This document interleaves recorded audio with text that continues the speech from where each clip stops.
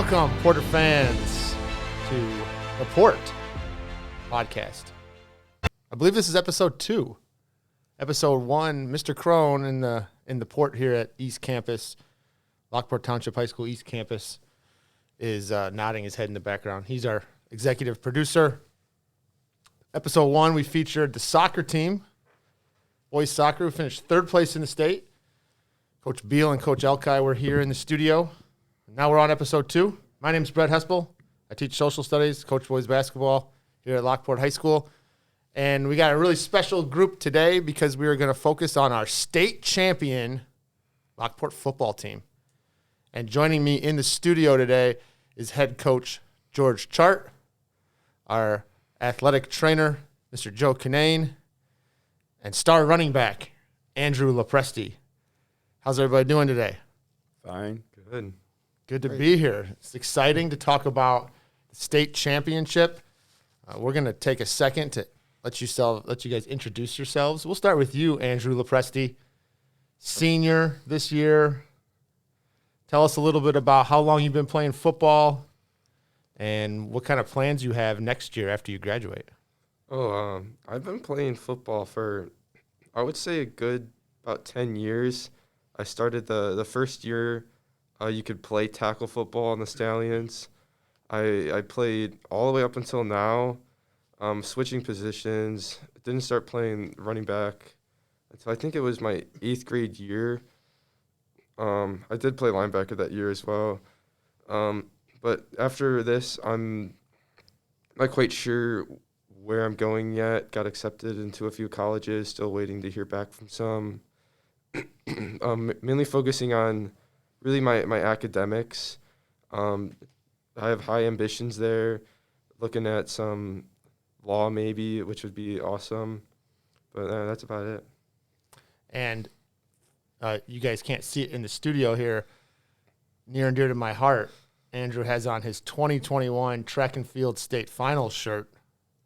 I coach track, so it's a shout out to Coach Razzo and the track staff there. But you do run track also, right, Andrew? I do run track, and I do plan to run track this year as well. There you go. State qualifier, 4x200 relay last year. Andrew LoPresti.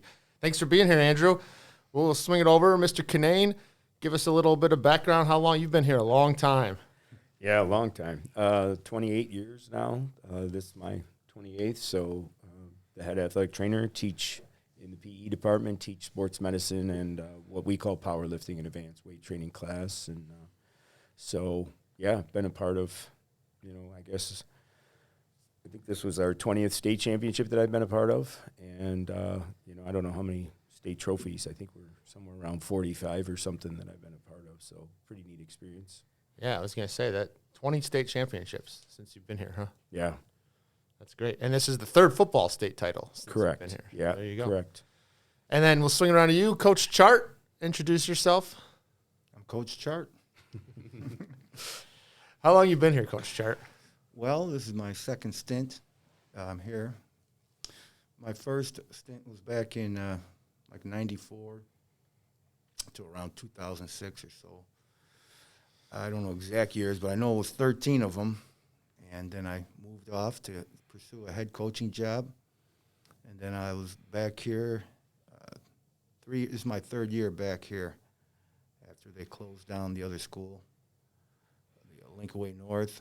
And I was over at Lincoln Way West, and I got fortunate enough to get hired here. And you were on staff for the last 2 state championships as well in 2002 and 2003. You want to talk about that for a second? Oh, yeah, those are great memories. I was a defensive coordinator for Coach Coy and his staff, and very memorable time. It was a different time back then, being an assistant, much less to do as far as the overall picture, but could be very focused on the football end of it. And enjoyed. I was teaching math at the time, so it was a nice dual role. And this time around, it's totally different, as far as responsibilities and my role. Now I'm in the PE department, and being a head coach, I relied a lot on other people whereas before I thought I had one focused job to do. Now I had to overlook many. So it is a different role, but very enjoyable. And while we're talking about other coaches, you want to give a shout out to your staff and how much they helped the season. I know, quite a few of them, and I know they worked really hard to help you guys. Most of them did, yes. There's a couple. No, everyone, once again, this is, not an accident that we were able to do what we did. You have to be surrounded by, great support from your administration, which we got, from our football staff, which we got, and, obviously you had to have the players, which we also had. But our staff did a great job. 24 guys, I believe, on the whole staff. The varsity, I think we had 12. And, and then you have Coach Cunnane over here with his role. So, tonight we'll have our banquet, and every one of them will be recognized individually for the job that they've done, because they've done a great job. And that's a great segue, Coach Cunnane. Why don't you talk a little bit about how much of a role the athletic training room has, especially with football, when you factor in all of the things you have to deal with. I know you guys are really busy in the fall, so if you want to talk a little bit about that. Yeah, I mean, obviously we're involved, in the summer and during the camps, and then, basically all the way through the season, like we are with all sports, so certainly football gets a little bit more attention because of the size and the intensity of the sport, but we're there for every home game for every sport, and so try to be a part of every program as best we can, make sure all programs are safe and well run. Football, of course, like I said, gets a little bit more attention because of just the nature of that beast, and so I've got a great staff. The school's been very willing to support our program over the years, and so we have two other athletic trainers in the fall, Savannah and Josh, and they both do outstanding work for us and help us run the program all the way through. And then Nora Collins is a new staff member, and she works in the winter and the spring, and then she also fills in when we have maybe an extra event or something to cover. So she's been more than willing and capable to help us too. So it's a great staff. Yeah, all the people at Lockport. Sometimes you guys are behind the scenes a little bit, and they don't recognize just how much you guys do. And it's from a coaching perspective, I know it well, and I'm sure Coach Czart would echo this.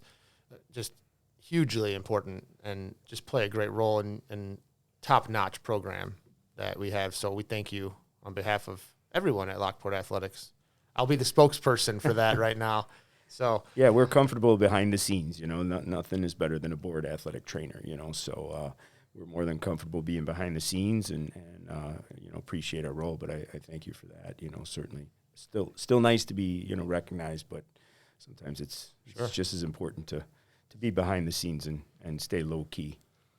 Lapresti, let's talk about this season, and then let's start with last season. So football last year shut down in the fall due to COVID.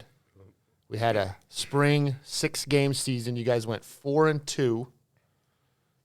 Beat Bolingbrook as a big win. Mm-hmm. And I know it started off with a tough game against HF. Why don't you just talk a little bit about the 6-game season last spring, what that was like playing in the spring rather than the fall, and how did it set you up for this season? I thought it was a really weird atmosphere to play in because we knew we only had 6 games. That was it, no playoffs. And I feel like it was really like we weren't really ready to play yet because I feel like our first game against HF, we didn't have our feet under us yet, and we definitely could have played much better. And I feel like as we went, we started to figure out oh, this is the season now. We gotta really get at it, and I think that really showed with the Bolingbrook game, how we really took it to them because we found our run game. We got 5 touchdowns total, which was really big because they had some big players on their defense. in the finish 4-2, I think was a good feat because it is a winning season, and I think we would have been able to get to the playoffs and make a run there if we really got there and had the opportunity, but we didn't, which was unfortunate. Coach Czart, how did that spring set you up for the off season going into this year? Well, it gave us a lot of experience. We had, 8 or 9 people playing on defense, and so it was kind of like a spring tune-up for them, and prepared them, gave them a lot of experience. Offensively, same thing. We sprinkled in a lot of juniors playing, but we definitely wanted to give those seniors from last year a good going-away present, you might say. Good experience in their last year playing football for many of them. So, yeah, it worked two ways. First, we wanted to give the seniors a good send-off, and we wanted to make sure that, we were getting ready for this upcoming year because they were so close together. And then that transitioned you into the off season. So just talk a little bit about what your off season looked like leading into this fall and how you guys prepared yourselves and how important that might have been. Well, with the COVID rules and such, we were really limited to what we could do. They really limited our days. So our kids had to work out, and we couldn't get a whole lot of football in there. They kind of cut back on the days. So we had to maximize our time together, and that's what great leadership does. And so all the while, we're trying to get our kids to be leaders so they can, carry on workouts without the coaches always having to be there. And, at the same time, you're developing leadership. So I thought we gave them the time off that they needed to recoup and recover. And then our workouts started, and these guys did a great job of getting it done because we had to be in smaller groups. And, we depended on guys like Andrew here to, get things going. Andrew LoPresti, they say there's a saying that says player-led teams are often better than coach-led teams. Mm-hmm. Want to talk a little bit about the leadership you guys had on the team this year, and do you feel like this was a team where the players really rallied and stepped up to kind of lead on the field?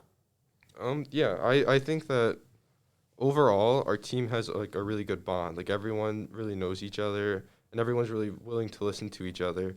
I think that a lot of our leaders really do lead by example first.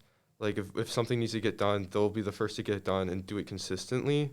And I think that really helps all the other players see like this is who we have to like look up to and like model. They're the models, and we have to recreate what they're doing. And I think when your leaders are like leading with like a good example, that everyone else kind of rises to that. And if like they don't really need to be like bossing people around, but simply just showing what to do. And you're definitely one of those guys. I think Coach Czart would agree with that. So, great job on getting things ready to roll. Coach Cunnane, you've been around a lot of these seasons. Did you get a sense of how good this team was going to be before the season even started? How did you you observe a lot of practice and stuff? How did that feel for you? Yeah, certainly, you see what's in front of you. It was hard not to see the potential of this group, really at a young age, right from their freshman year. It was pretty obvious that this group had, a ton of talent and a ton of potential, and then it's up to themselves and the coaches and whatnot, and some breaks, making sure they stay healthy and all those kinds of things. But, you never know what else is out there. What does some of these other teams look like? So, sometimes it's, that's the unknown. The known is that we were really good. And I told people from the get-go that I thought we were in that group of probably 4 or 5 teams that had, 4, 5, 6 teams that probably had a legitimate case that they were, good enough to win it all. But you don't know how good those other teams are, and so, yeah. But yeah, to answer your question, simply yes. I knew, everyone knew that this group had some, special talent. All right, let's talk about the season. We started off with some non-conference games, Joliet West, Mattia Valley. I was at the Joliet West game to kick things off, and like Coach Cunnane said, I could tell right away that we had a great team that was playing fast and aggressive. And to me, at the beginning, maybe we can start with like the defensive line, because I think from an outsider's perspective, they set the tone for a lot of what you guys did. So maybe Coach Czart talk about how the season started there, and then highlight the guys that were on the defensive line. Yeah.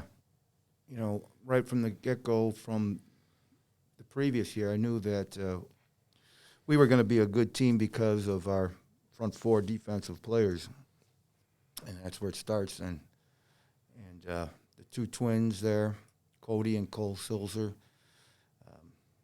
Andrew Blackburn Forrest, and Paul Rasp were four of the finest, individuals that made up a group that I can remember ever being around. Together as a group, they worked well. They all had high character. They all had great work ethic. They were all individual playmakers. They were all, team players also, and they were all willing to be coached. They were coached by Coach Schultz and Pete Kishline, two way above average coaches. Excellence, if you ask me, is part of their trait as a coach. And so right away I knew that it's all going to start with them, and I thought that if anyone needs to catch up, we're going to be allowed to catch up, because these guys were always going to keep us in the game. And you saw that the first two games, or even more. I mean, we were shutting people down because of those front four people. Yeah, I mean, that first game against Joliet West, I think one of the twins maybe had a defensive touchdown, and then there was maybe a tipped pass that was intercepted. I can't remember. Like that set the tone right off the bat. Like, right. Holy cow, that group is good. One defensive lineman tipped it to the other, and yep, there you go. It's a touchdown, yeah. Yeah. So that, I mean, like you said, I'm glad you mentioned Coach Schultz and Coach Kishline. Those guys do a great job. Andrew, beginning of the season, Joliet West, Mattia Valley, anything stand out about those games? I really like to see how well our defense did to start. They really showed that we can rely on them throughout the entire season right off the bat. I think our offense, obviously, we could have done better, but that's probably just come on offensive player. Andrew had a nice touchdown pass, right? Yep, I did have a touchdown, even though I was. The screen. He had another one that was called back, right? Yeah, the first one was a little debatable as well, but yeah, it was awesome. Bad call, definitely. Yeah. I think debatable. on one of them, I think I saw Ethan block like two guys at once that just let me walk right in, which was awesome. All the other O-line out there too. But yeah, I think start of the season, our offense was really starting to like figure out who we were, and towards the end of the season, I think we were a fine-tuned machine compared to at least the start. It was awesome to see the progression. Well, and I mean, it probably helps a lot when you get a short field to work with to be able to get your rhythm going early in the year, right? Yep. Yeah. So, and then we moved into some conference play. Let's highlight the HF win, which is a huge win, because it had been a few years since we had beaten them. They've had a great program, and we shut them out too, if I remember correctly. So, Coach Czart, anything stand out to you about that Homewood-Flossmoor win? That was a game where not one part of our defense was featured. It was everybody. That was a complete game. I think we had 22 plays on defense where they had negative yardage, where we held them to negative yardage on an individual play. Pretty solid. Yeah, and that was because of our D-line putting pressure, our linebackers coming up hitting, and our secondary tackling well and giving their receivers no room to breathe. We had that running back or that receiver running backward on like 8 plays where he'd catch the ball and he did not get a single yard. Like I said, he had negative yardage because he had nowhere to run but backward. And then our pursuit was great. So that was the first game I thought we just put a complete defensive game in all 3 phases together, and it showed. And you want to highlight those linebackers while we're on it? Yeah, Makai Johnson and Dylan Schmutzler.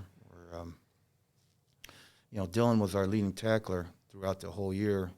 Every game, he was just, he's like, I call him the Andrew LoPresti of our defense.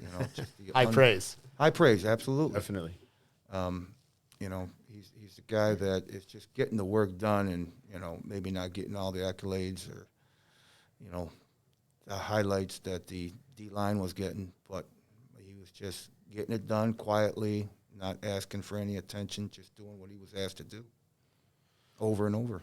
And Coach Cunnane, you've watched a lot of HF teams and a lot of HF games. We've been on the short end of our share of them. because of the great athletes in the program that they have. But that had to have opened some eyes when we played like that. Yeah, I think we flew below the radar all year, really, and we were comfortable in doing that, with a lot of teams probably not realizing just how good we were. I think opposing coaches, when you talk to them, when they watch the film, obviously it was undeniable. But I think in the, the greater world, the maybe students and media and stuff like that don't really know as much of what they're watching compared to like coaches, maybe they didn't see it, but that HF game, we were just so much more physical, than they were on all sides of the ball, and so, and HF is generally a pretty physical team. So when you're out physicaling a physical team, you got something. Yeah. Lapresti, let's swing through some other conference games. Sandburg, big 40-something-0 win. Oh, yeah. Great chance to highlight some of your offensive teammates. Anybody you want to give a little shout out to on the offense there? I think Hayden specifically in that game, he really brought it together. I think he was consistent the entire time, played one of his better games. Hayden Timashek, starting quarterback. Yep. Hayden Timashek.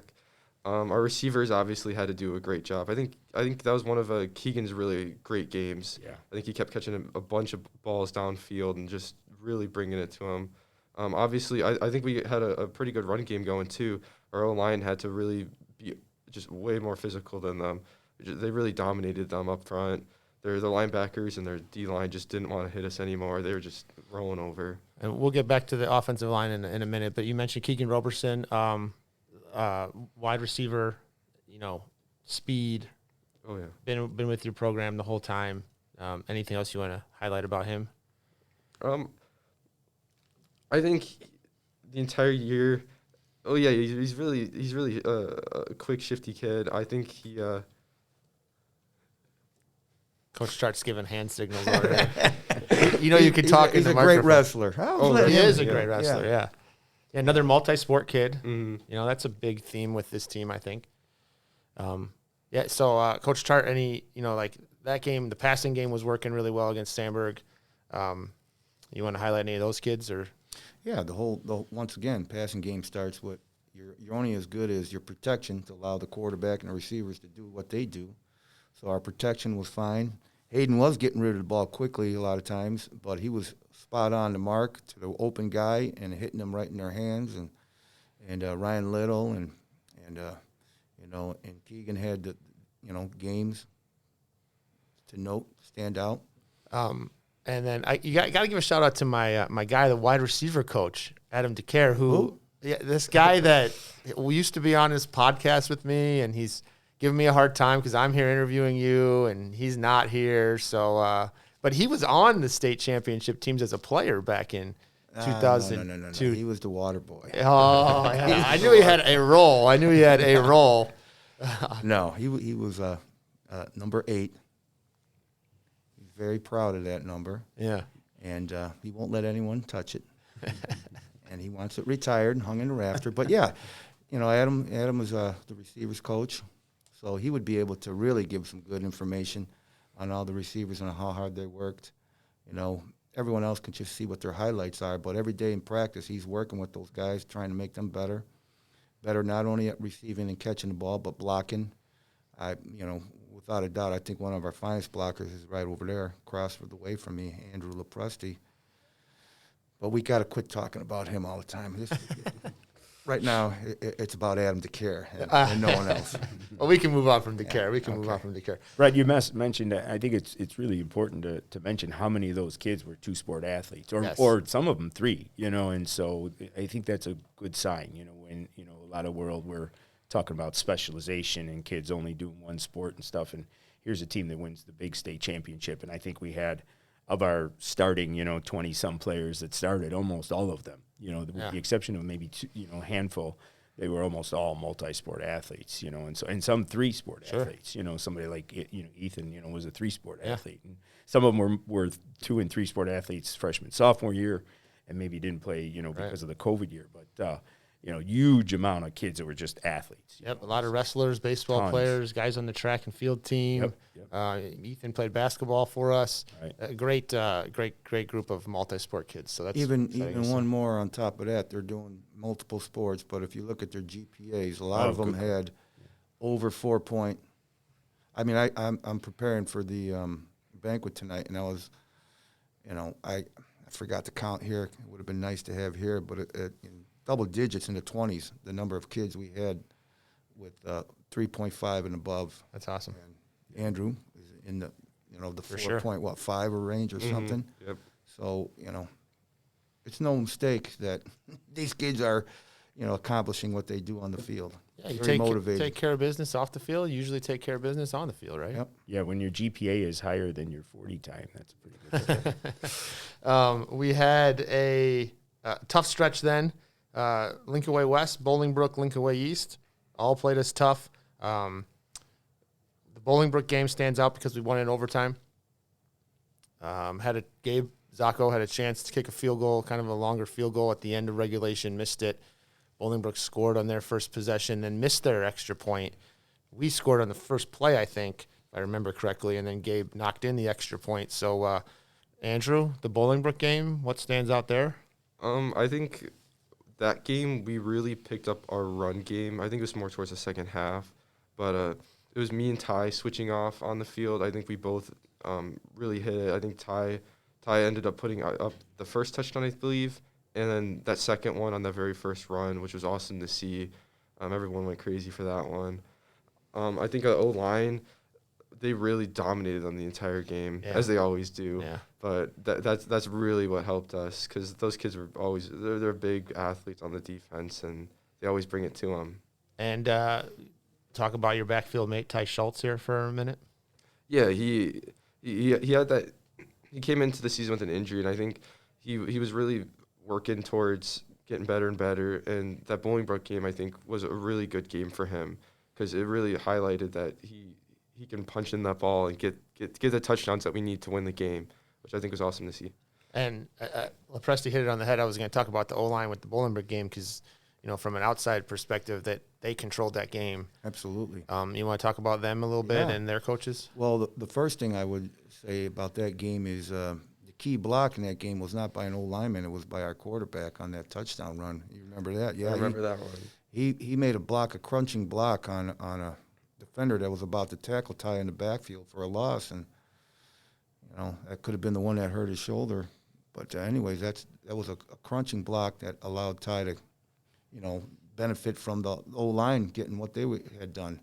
But yeah, Dave Palmer and Ryan Russell do a great job working with our O-line, and our kids, Mr. DeVito, Jimmy Gannon, Alexandros, the sophomore, our two tackles, Jake Aarons and Colin Kriskowski, do a great job, and Rocco would get in there, rotate in there when he was needed, and our tight end, same thing, would come in to block, and our fullback, it was a great job to watch him just take that game over and not be denied and run the ball right down the belly of Bolingbrook to a victory. Yeah, and I thought that was one of the evolutions of your team, in my opinion. Like, you can look back in the season, you see, like, okay, we took a step forward. I feel like the O-line really stepped forward in that game, and they had probably been doing it for a couple of weeks, but it appeared to me like, okay, this can take us to another level if they keep playing like that, because they had been overshadowed a little bit by the defensive line. Right. They were getting a lot of the praise, so yeah, it's good to see them step forward. Let's move into the playoffs. Let's talk about the playoffs. So we go in 8-1. Only loss was a close game to Linkaway East, where we had some injuries. But we move into the playoffs. We face Lyons Township first, who comes from a tough conference, tough team. We're going to skip through that game. We won 35-10 or something like that. And then we're going to talk about Glenbard West, because Glenbard West traditionally one of the powerhouse teams in Illinois. They have a great program. They've won a lot, and we played them in the second round. Coach Cunnane, have any thoughts about that Glenbard West second round playoff game? Well, again, I think that's one of those games where people really underestimated how good we are, and maybe started to recognize, because I know there were some, media pundits that had them picked, to win the game, and we just, had played a complete game, running the ball, passing the ball, defensively, everything, You shut out a team like that prides itself on physical play and aggressive, tough play. You do that to a team like that, a program that is that well regarded. It's hard not to recognize that, and I think that was as complete a throttling as you're going to see. Early on, I think we had some field position issues that we had to overcome, and then once Joey Manzo had a big punt return that set us into a short field, kind of flipped the field, and I think from then on it was just, it was just all us. 34-0, if I remember correctly. I think. Yeah. Coach Czart, what stands out to you about that Glenbard West game? Well, it was kind of our MO all year long, where we had to take a punch or here or there, and at some point we just knew the defense was going to make a stand. And when Glenbard West was driving to potentially, score first, we had a turnover. And the defense was doing that basically all year, coming up big in a critical situation to kind of turn the tide. So defensively, that was the thing that stood out in my mind, is that we, took their best punch early, and then we just got better as the game goes on, adjusting to their run and all their multiple formations. It was a really tricky game for our defensive kids to get lined up correctly and then play against a physical team like that. But after that, like Andrew said, our offense just got on a roll. And then, Andrew, we moved on to Glenbard North in the quarterfinals, and they were a team who seemed really physical to me. What did you remember about that game? Oh, I agree. On the road. I agree. They were a very physical team. I remember it being really cold, so the hits hurt extra at that game. But I really think that, again, run game really picked up, really having to hit them hard because they were hitting us really hard as well. But I think we were the more physical team, even though they were known for their physicality. And I think Ty had a great game as well. I remember him running down the sideline just on these long stretch runs all the time, just breaking them, just hitting these kids hard. I remember, he would get beat up a little bit, he'd get right back up, get the ball, and keep running, which was awesome to see. I don't recall how many touchdowns he put up. I think it was what? I think the final score was 28-22. Right. But they scored late, if I remember seconds right. left. Yeah.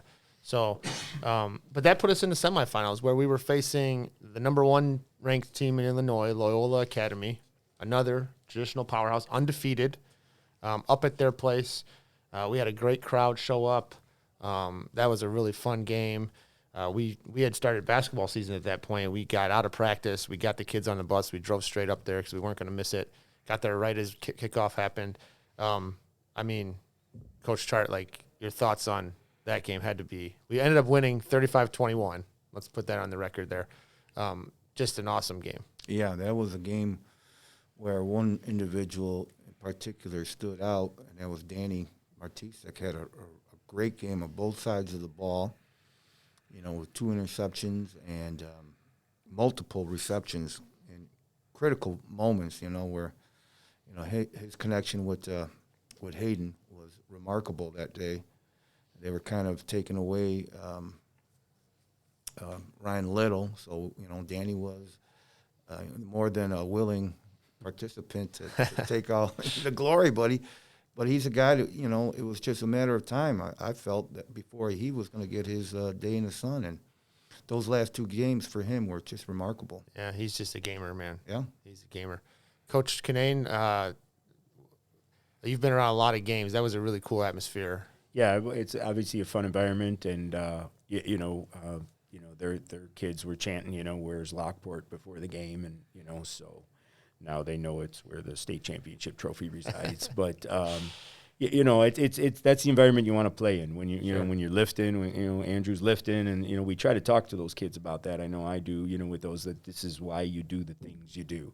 This is why you go through. You as a coach, you go through practice, and when it comes to fruition, then they get to understand. I think they see that a little bit better, and it becomes more real to them, you know, and if they prepare the right way, like people like Andrew did for 4 years, you know, they're more than ready for that environment, you know, because they've been doing it right for all those years. And so it was neat to see our kids perform at that level against a team like that in that environment, you know, when everything, you know, could be stacked against you, so to speak, and come out and show the work that they've done and you know, the work that the coaches had them do and you know, again, have it all come to fruition was neat to see. And for me, it was emotional because, you know, when you're younger and you win those championships, you don't realize, you know, it might not happen that often, you know, and then when you're towards getting closer to the end of your career, it's a different experience, you know. And so for me, emotionally, I was kind of surprised, you know, different kind of a feeling about it compared to the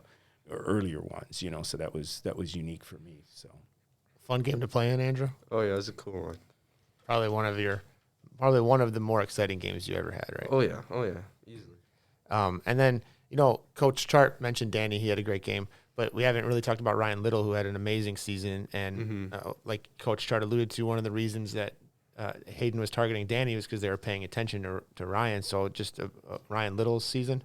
Oh yeah, he whenever you needed a big play, you knew he was going to be there to make the eye-catching catch, or and in that game alone, he had that one bobbled catch in the end zone, which keeps being played back over and over again because it was such an amazing catch. They're all over him the entire game, but even then, he was still making these amazing catches that were just shock you. He's such a great player. Yeah, well, it wasn't a bobble catch. That was a design tip to himself. He doesn't bobble the ball. He catches it. I mean, he's a great receiver, great hands, great route running.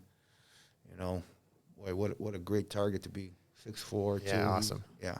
And there's a kid who came out for track last year with no expectation whatsoever, and I didn't realize how hard of a worker he was, and he put work in every single day on something that probably wasn't very fun for him, but he knew it could make him better, and it paid off. Yeah. Shoot, can make all his hard work. Which puts us in the state championship game against Maine South, another perennial powerhouse team. We played them and beat them in the state championship game back in 2003, so that little storyline was there. They have the same exact staff pretty much since then, I think. Probably running pretty much the same program, right? Which has worked, obviously, so why would you change it? But I just had a sense going into that game that we were going to win. I just had this feeling. Maybe I was just biased, but I just felt good about it. And, you know, they like to pass the ball a lot, Maine South. So it's a chance to talk about your secondary that we haven't hit on yet. Yeah, well, we've got a guy that I don't know where he falls in that, Nicky Fran. I guess we got to talk about him now, but he was that tweener, linebacker, DB, strong safety, and he basically played phenomenal all year. Awesome. Yeah, he would make big tackles on pass plays and run plays. You know, he had an interception in the Loyola game, but he had a key role in kind of trying to thwart their short passing game, and he did. He was tackling very well, and he was anticipating things. And Joey Manzo was one of our corners. He had a great season. You know, both tackling, defending the pass, and returning punts for us. And he's only a junior. We have Shane McAtee, same thing. You know, he's a guy that, you know, would rotate in there. He was too good to keep off the field. Another wrestler-type kid. You just don't want those kids sitting on the sideline. Yeah. So he was in there. He had, you know, once again, he was a tough, fierce tackler, you know, always in position to make plays. Danny Martisak, we already talked about him. He had 2 interceptions again. Yeah, and going to the free safety now. Coach, I didn't forget him. I got an order, you know. Coach Cunnane is getting excited over there. You know, Mr. Mutz is our free safety, so he's the guy in the middle, and he's a guy that just was tackling well all year long, you know, ball hawking, being in position and making hits from his free safety spot. And once again, we physically made those receivers think more about getting hit than catching the ball. And that's the way the season went for them. Coach Cunnane, thoughts on playing in that state championship game again, and just the support of the Lockport community that we saw there, and then maybe a little bit after, that stand out to you? Yeah, I mean, obviously, our fans show up, regardless of where or when or how or what, and that's across the board. Lockport, whether it's been the years that we've been good in any sport, I don't care if it's basketball or softball, it doesn't really matter. Our kids show up, our fans show up, our community shows up, and that's one of the hidden great things about this place, is how much the community rallies behind the programs. And so, kind of makes it, even more special. I don't know, we had like 5+ fan buses alone, besides, and then all the alums and the people over the years that you've crossed paths with, it's so neat to have all those moments, where they come and they're as excited as anybody else, they're as excited as the people on the field that, that even though they played 10, 20 years ago, and so they're just as excited as everybody, else. So that makes it pretty neat. It's a pretty neat experience when those things happen. And, it's a bit surreal because, you still got a job to do and, Right. and whatnot. But, but it was, it's obviously a great experience. Northern does a really nice job, it was the first time. Obviously, the other 2 times we were at U of I. Northern does a first-class job, and was really impressed with their efforts and whatnot, and how they dealt with us and treated us and everything else. So that was a good thing too. It was a tight game at halftime, Coach Czart. Not really.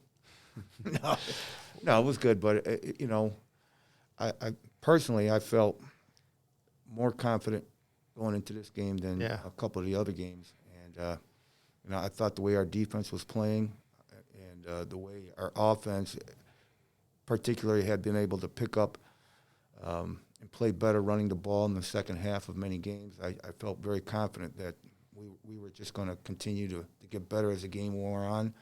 I felt they had some guys that were going both ways that were going to tire, and our kids were going to, with the punch of Andrew and Ty and our O-line, I just felt we were going to wear them down. And as the game went on, it showed, that was the case. And you're state champion, head coach now. We are, yeah. How has it settled in here? Or? No, not really. There's just like I said before, I don't get to focus on one aspect like when I was with Coach Coy. Now I'm kind of, my brain's all over the place trying to make sure that I'm not missing something, that whether it just be thanks to somebody or a responsibility I have to cover. There's plenty of paperwork that needs to be done and all other sorts of things. And so, no, it hasn't sunk in yet. I'm still kind of making sure that we're ready for the banquet tonight. It's always something. Yep. And then, getting ready for the off-season training to begin, and making sure that I'm not starting too early, make sure the kids have some time off. But at the same time, I'm aching, and I know some of the coaches are aching to get things rolling again. But yeah, over break, I think I'll sit back and have some time with my family and think, yeah, it's pretty cool. Andrew LoPresti, you're a state champion. Yep. How's it feel? Oh, it's awesome. Yeah.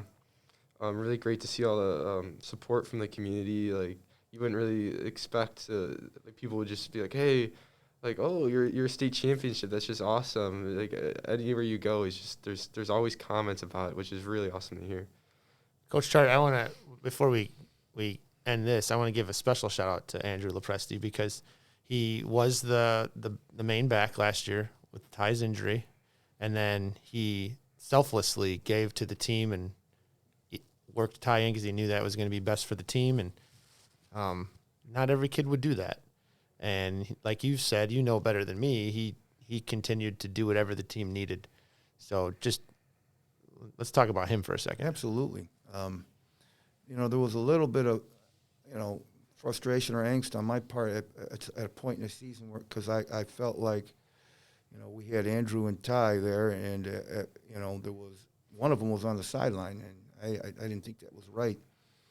And in order to get them both on there, somebody was going to have to change, and we had to make some changes with adding a new formation in there that would allow them both to be in the backfield.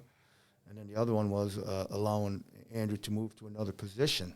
And, after playing and being the main feature run back in our one-back offense, he's now being told that he's going to be going to another position. You don't know how they're going to react well, in my mind, I knew how he was going to react. He was going to do it, and he was going to do it better than anyone else would. And that's the case that happened. You know, goes to show you that 4.5 brain of his is, you know, really capable of taking over and doing what's best for the team, and in the end, what's best for himself too. Because it you know, if you ask me, you can see when he went into that change to the other position, our offense really started clicking. Yeah. You know, people can say what they want, but you know, if you're going to ask me, I'm going to tell you when our offense started getting it going, it was when we put Andrew at that H-back and at a fullback in a two set backfield. We just had another weapon on the field, Ty, and then another blocker / runner receiver with Andrew. Well, He's an awesome blocker, not a good Yeah, blocker. yeah. He's incredible. I mean, again, you don't win state championships without guys like Andrew. I mean, that's what I was going to say. Championships are won by people who are champions. Andrew LoPresti is a champion. Absolutely. all right. Coach Cunnane, lessons that maybe you've learned from this run in particular this year that other porters could take, whether they're athletes or students, or what's something that you've learned that maybe other people could use as something to better themselves? Well, I don't know if it's a lesson learned. It's reaffirming some of the things that we try to tell our kids. You know, that you got to do the work, you got to put in the time, and there is no guarantee, but you will be better for it. You know, better as a person, better as a team, better, you know, in long run too. And when you're the 14, 15, 16 coming up through a program, that's hard to embrace, you know, and having kids like Andrew and, you know, several other kids, you know, like a DeVito, you know, the offensive lineman, you know, Yeah. he was a pretty underrated kid, you know, as a young man. You know, he was a long way from where he became, you know, but he kept showing up, he kept working. Andrew certainly, you know, a great athlete, but he came every day and worked every day, and you know, and it's great to see those stories. Those are the stories I love telling. You know, I told, you know, guys like Andrew told those stories about the 2002 teams, you know, tell them those stories. And now I can use those names to the next few years, you know, groups, you know, because they're real stories and they're real people. And so it just reaffirms what you know, essentially what you knew, you know, that when kids do that, when they work hard, when they show up, when they, you know, battle and they're willing to adapt and deal with the hard part, you know, because coaches are tough and, you know, and certainly I can be tough, you know, and so, you know, those kinds of things. And when they're willing to go through that, you know, then the proof is in the pudding. Andrew, similar question. What would you share to other students, maybe kids who are coming behind you, maybe other kids who are students right now that you learned from this run that you would want to tell someone else? Definitely always stay focused. Always stay focused on your goal, because once you get distracted, you might get a little lazy, and you got to keep your head down and just keep working at it, and then eventually it'll pay off. That's so powerful. Coach Czart? Yes, I would like to mention a few things. Do you have a question? Go ahead. No, go ahead and mention whatever you got. I was going to say that, you know, there was a guy, you know, we were talking all year about how we had, you know, this goal in front of us, and we would talk about how our defense was where we wanted it to be, our special teams where we wanted it to be, and then we had to have the third thing, which is I felt common with other state championships, is you got to have a great quarterback play. And I thought Hayden was the guy that got better, did the things he was supposed to do. And some people might say that, hey, it's not just Hayden. Well, you're right, it's not. But he was the guy that was our leader on offense, because he had the ball pretty much every play, and he had a lot of responsibility of giving that ball to our playmakers. And it was possible because of our line coming together to allow Hayden to do what he had to do, and our guys blocking and guys like Andrew doing their job. But once again, you got to have a guy at that QB position, and I thought Hayden was the right guy for us this year. He did a great job, and I think hopefully, you know, in my eyes, he's such a determined young man that he's going to continue to flourish at that position and do a great job. And Andrew should mention about his I think his coach too did a great job, who is also a Lockport grad. Mark Harmon did a great job of coaching two of the finest young men on the team. 3 of them really, because one of them's a junior. But and then he got moved. But Coach Carmen, if you want to say some things about him, Andrew. Oh, yeah. I mean, he was out there every day making sure we were the best. He really understood us. He really understood what we needed to be told in order to get what he wants done. And I feel like at practice we would be doing drills, and you would immediately see results, and you'd immediately see, like in film, that's what he told us to do something, and he would show us like how to do it and really coach it up. And then we would immediately see it in film. Like, that's exactly what we want. And he would do a really good job at encouraging us and telling us when we're doing. He was definitely hard on us when he needed to be, to make sure we were doing what was needed to be done. And then defensively, same thing. We had Derek Freiberg, who was a player here before. Yeah. Was a great coach for us in the secondary and outside linebackers. We had Mikey Taylor, who played for me at Lincoln Way North, did a great job of running our secondary and our linebackers too, the passing game. Our corners coach, Eric Carlson, who's a teacher here in the junior high of Lockport, he also did a great job. And I think all these players that did a great job, had a great support and belief from their coaches, and it showed in their play. And we can't forget my guy, Corey Dillard. Corey Dillard, well, I was going to save him for last. I was going to mention him, but I did forget when I was talking about Hayden, because Corey was the guy that was calling the plays, did a great job of at crucial times of just getting the right call and believing in the players, and that's what you got to do. You got to believe in the players that they can get it done, and it's not always about, making the perfect call. It's about believing in that your guy is going to be able to get the ball to the right guy, and that you're going to be able to execute. And I thought Corey did a great job at that. Yeah, for sure.